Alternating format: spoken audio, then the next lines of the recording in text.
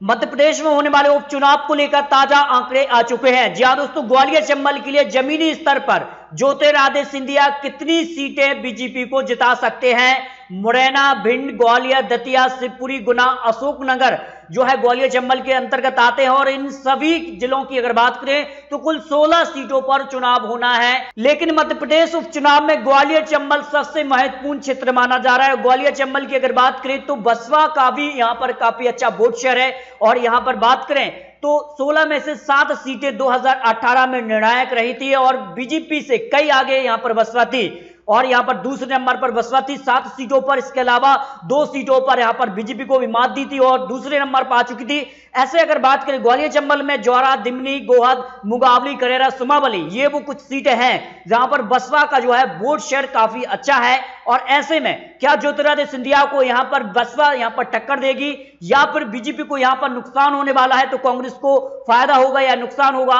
सबसे पहले बात कर लेते हैं ग्वालियर चंबल की 16 सीटों में से मेहगांव और गोहद विधानसभा सीटों पर उपचुनाव होना है। और अगर बात करें भिंड जिले के लिए जो बड़ा नाम कांग्रेस की तरफ से वो है पूर्व मंत्री डॉक्टर गोविंद सिंह, यहां के 9 बार के एमएलए रह चुके हैं और कहीं ना कहीं भिंड जिले के लिए काफी असर उनका है, मंत्री भी रह चुके कांग्रेस की तरफ से और गोविंद सिंह यहां पर 9 बार के एमएलए रहे हैं। इसके कारण मेहगांव और गोहद विधानसभा सीटों पर यहां पर आंकड़े कहते हैं कि काफी कुछ असर यहां पर कांग्रेस के लिए दिख रहा है। और रणवीर जाटव यहां पर कह सकते हैं बीजेपी की तरफ से, तो यहां पर मेघाराम जाटव कांग्रेस की तरफ से, जसवंत पटवारी यहां पर मायावती की तरफ से चुनावी मैदान में है। लेकिन गोहद विधानसभा सीट आंकड़ों के हिसाब से यहां पर कांग्रेस के खाते में जा सकती है। जो जमीनी स्तर पर आंकड़े हैं ज्योतिरादित्य सिंधिया काफी पीछे नजर आ रहे सीट के लिए, जो आंकड़े निकलकर सामने आ रहे हैं। अब देखिए यहां पर बात करें उपचुनाव के लिए अगली सीट जो यहां पर भिंड जिले की मेहगांव विधानसभा सीट के लिए भी आंकड़ों की बात करें तो यहां पर भी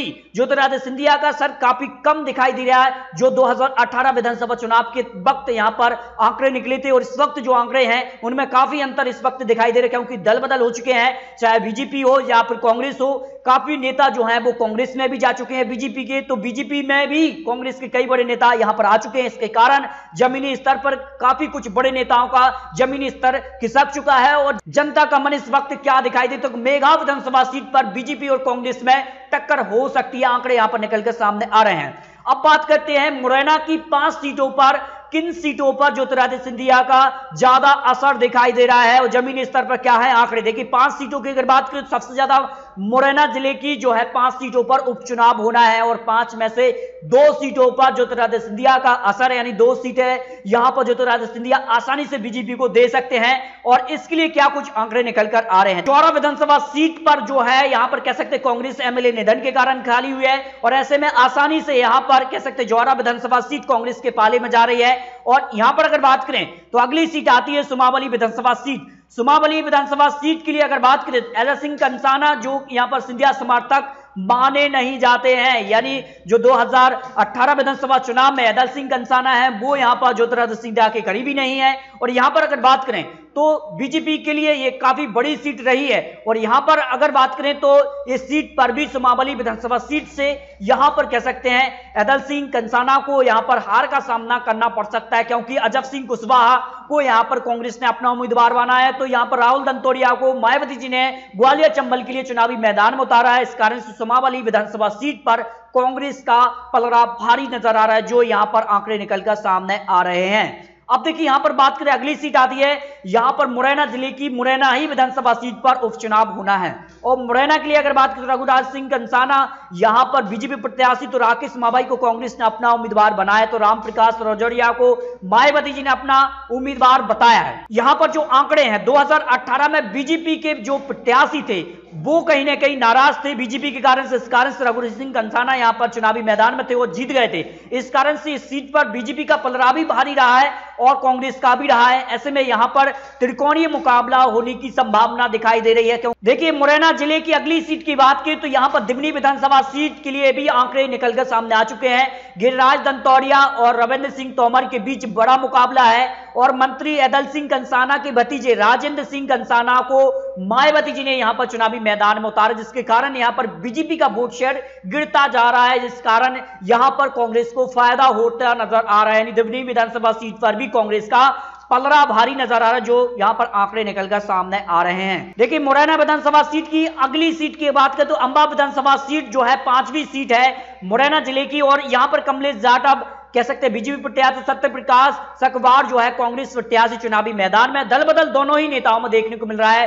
तो बीएसपी से सत्य प्रकाश यहां पर कांग्रेस में शामिल हो चुके, तो भानु प्रताप सिंह सकवार यहां पर मायावती जी प्रत्याशी हैं। ऐसे में कहीं ना कहीं मायावती जी इन दोनों जो बड़े नेता हैं उनका खेल बिगाड़ रहे हैं, और ऐसे में जो है यहां पर कमलेश जाटव यानी बीजेपी का पलड़ा भारी हो सकता है, क्योंकि यहां पर बात करें तो यहां पर सिंधिया खेमे पर यहां पर काफी असर है, और ज्योतिरादित्य सिंधिया के करीबी माने जाते कमलेश जाटव, और कहीं ना कहीं ज्योतिरादित्य सिंधिया के साथ अगर जनता गई तो फिर कमलेश जाटव अंबा विधानसभा सीट पर यहां पर मजबूती से वापसी कर सकते हैं। ये आंकड़े हैं। हालांकि यहां पर कह सकते हैं नेहा किन्नर भी काफी मजबूती है, और अगर उन्हें यहां पर चुनावी मैदान में उतरती हैं तो फिर कहीं ना कहीं यहां पर भी त्रिकोणीय मुकाबला देखने को मिल सकता है। अब देखिए ग्वालियर चंबल के लिए अगर बात करें तो ग्वालियर की भी 3 सीटों पर उपचुनाव होना है, और ये सीटों पर जो है ज्योतिरादित्य सिंधिया का असर काफी है, यानी बीजेपी को फायदा हो सकता है ग्वालियर चंबल के लिए। ग्वालियर विधानसभा सीट के लिए क्या कुछ आंकड़े निकल कर यहां पर आ रहे हैं। ग्वालियर विधानसभा सीट पर भी कांटे की टक्कर अब इस वक्त दिखाई दे रही है, क्योंकि प्रद्युम्न सिंह तोमर यहां पर बीजेपी प्रत्याशी, तो सुनील शर्मा कांग्रेस प्रत्याशी, तो हरपाल मांझी को मायावती जी ने चुनावी मैदान में उतारा है। मांझी के उतरने से कहीं ना कहीं यहां पर कांग्रेस को नुकसान हो सकता है, ये आंकड़े यहां पर निकलकर सामने आ रहे हैं। और ग्वालियर विधानसभा सीट की अगर बात करें तो ज्योतिरादित्य सिंधिया का सीट पर काफी असर है, काफी अच्छा वोट बैंक है। इसके अलावा बीजेपी के पुराने नेता यहां पर जयभान पवैया का भी अच्छा वोट बैंक है। ऐसे में ग्वालियर विधानसभा सीट पर जो है कांटे की टक्कर में बीजेपी का इस वक्त पलड़ा भारी हो सकता है, जो आंकड़े इस वक्त दिखाई। इसके अलावा ग्वालियर पूर्व विधानसभा सीट के आंकड़ों की बात करें तो यहां पर भी ज्योतिरादित्य सिंधिया का अच्छा एक वोट बैंक है, और यहां पर अगर बात करें सतीश सिकरवार यहां पर कांग्रेस प्रत्याशी, तो मुन्ना लाल गोयल बीजेपी प्रत्याशी, तो महेश बघेल यहां पर मायावती जी चुनावी मैदान में प्रत्याशी उतारे हैं। हालांकि ग्वालियर पूर्व विधानसभा सीट पर कांग्रेस का पलड़ा भारी नजर आ रहा है। ग्वालियर जिले की तीसरी विधानसभा सीट की बात करें तो डबरा विधानसभा सीट भी काफी महत्वपूर्ण सीट मानी जा रही है, क्योंकि यहां पर भी दल बदल देखने को मिल रहा है। तो इमरती देवी अब बीजेपी में आ चुके हैं, तो सुरेश राजे कांग्रेस में जा चुके हैं। लेकिन क्या कुछ आंकड़े यहां पर निकलकर सामने आ रहे हैं। यहां के आंकड़ों की बात करें तो 2013 में जो है सुरेश राजे यहां पर इमरती देवी से हार चुके थे, और 2013, 2008 और 2018 में इमरती देवी जीती आई हैं। ज्योतिरादित्य सिंधिया का यहां पर काफी असर है, और इमरती देवी का इस क्षेत्र में काफी असर है। इस कारण से जो है आंकड़ों के हिसाब से बीजेपी को यहां पर जीत मिल सकती है, जो आंकड़े निकलकर सामने आ रहे हैं। अब देखिए दतिया की एक सीट पर उपचुनाव होना है, और यहां पर ज्योतिरादित्य सिंधिया का आंशिक असर है, और एक सीट पर जो आंशिक असर है दतिया जिले की 3 सीटें यहां से आती हैं, और भांडेर में उपचुनाव है, और यहां पर ज्योतिरादित्य सिंधिया का प्रभाव एक ही सीट पर है। दतिया जिले की भांडेर विधानसभा सीट रक्षा श्रोनिया को जीत मिल सकती है। नरोत्तम मिश्रा हो यहां पर कह सकते हैं ज्योतिरादित्य सिंधिया का असर कम है, लेकिन नरोत्तम मिश्रा का इस क्षेत्र में काफी असर है। इस कारण से यहां पर भांडेर विधानसभा सीट बीजेपी के पक्ष में जा सकती है। देखिए शिवपुरी जिले की 2 विधानसभा सीटों पर उपचुनाव होना है, और दोनों सीटों की अगर बात करें तो यहां पर किस प्रकार का असर ज्योतिरादित्य सिंधिया का रहा है। हालांकि ज्योतिरादित्य सिंधिया का इन दोनों सीटों पर असर कम है, लेकिन 2018 विधानसभा चुनाव में जो रिजल्ट था, यहां से कुल 5 सीटें आती हैं, 5 में से 3 कांग्रेस ने तो 2 बीजेपी ने हासिल की थी। इसके अलावा यहां पर यशोदा राजे सिंधिया का भी असर है, और पोहरी विधानसभा सीट के लिए आंकड़े जो निकलकर सामने आ रहे हैं। और पोहरी की अगर बात करें तो 1985 के बाद 2018 में पहली बार कांग्रेस ने यहां पर जीत दर्ज किया। नहीं, 2018 में 1985 के बाद काफी समय यहां पर निकल चुका है, और बीजेपी का यहां पर काफी अच्छा वोट बैंक है। उस कारण से पोहरी विधानसभा सीट बीजेपी के पाले में जा सकती, क्योंकि ज्योतिरादित्य सिंधिया के अलावा यशोदा राजे सिंधिया का भी यहां पर काफी दबदबा है, और पोहरी के लिए जो आंकड़े हैं उसके अनुसार बीजेपी को यहां पर जीत मिल सकती है, जो आंकड़े निकलकर सामने आ रहे हैं। लेकिन करेरा के लिए आंकड़े क्या है। करेरा की अगर बात करें तो 1998 के बाद 2013 में कांग्रेस को यहां पर जीत मिली, 2018 में भी कांग्रेस को यहां पर जीत मिली, लेकिन दल बदल हो चुका है। तो फिर भी यहां पर कांग्रेस इस सीट के लिए यहां पर त्रिकोणीय मुकाबले में सीट बदल चुकी, लेकिन कांग्रेस का इस सीट पर थोड़ा पलड़ा भारी नजर आ रहा है, जो आंकड़े यहां पर निकलकर सामने आ रहे हैं। ग्वालियर चंबल की अगली सीट की बात करें तो गुना जिले की एक सीट पर यहां पर उपचुनाव होना है, बमोरी विधानसभा सीट पर उपचुनाव होना है, लेकिन गुना जिले की जो अन्य सीटें उन पर कांग्रेस का पलड़ा भारी रहा है।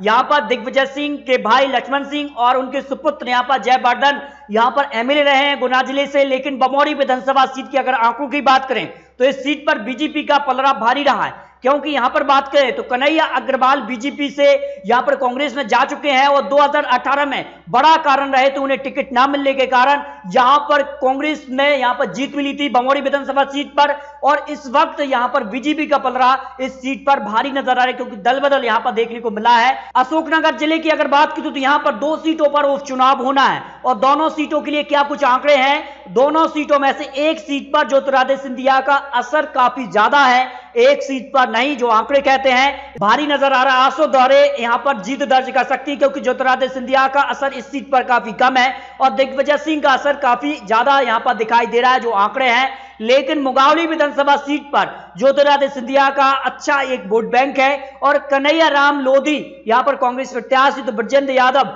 बीजेपी प्रत्याशी को यहां पर एक बड़ी जीत मिल सकती है, जो आंकड़े यहां पर निकलकर सामने आ रहे हैं मुगावली विधानसभा सीट के लिए जो आंकड़े हैं। तो दोस्तों ग्वालियर चंबल की सभी 16 सीटों की आपको जानकारी दी है, किस जिले की किस सीट पर किसका पलड़ा भारी है और ज्योतिरादित्य सिंधिया का किस सीट पर कितना असर है। इसके अलावा दिग्विजय सिंह और कांग्रेस का कितना असर है, मायावती जी किस सीट पर भारी रही हैं। इसके अलावा ग्वालियर चंबल के लिए जो आंकड़े निकले हैं, जमीनी स्तर पर जो आंकड़े निकलकर सामने आ रहे हैं, कई बड़े एक्सपर्ट लोग ने जो आंकड़े रखे हैं, उन सभी आंकड़ों के आधार पर कांग्रेस को 9 सीटें मिलने की उम्मीद इन 16 सीटों में से दिखाई दे रही है। बीजेपी को 6 और बीएसपी को 1 सीट मिलने की उम्मीद है, क्योंकि ज्योतिरादित्य सिंधिया का इन 16 सीटों में से 6 सीटों पर ही ज्यादा असर दिखाई दे रहा है और इस कारण से यहां पर 6 सीटें बीजेपी को मिलने की उम्मीद दिखाई दे रही है। लेकिन आने वाले समय में क्या कुछ होता है, क्या बीजेपी जो है यहां पर ज्यादा सीटें हासिल कर पाएगी या फिर कांग्रेस को यहां पर 16 में से 16 सीटें यहां पर मिल सकती हैं।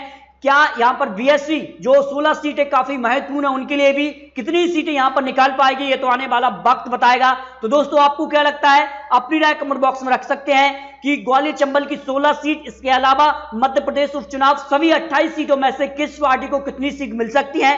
क्या कमलनाथ की वापसी या फिर बरकरार रहेगी बीजेपी, इस पर अपनी राय कमेंट बॉक्स में रख सकते हैं।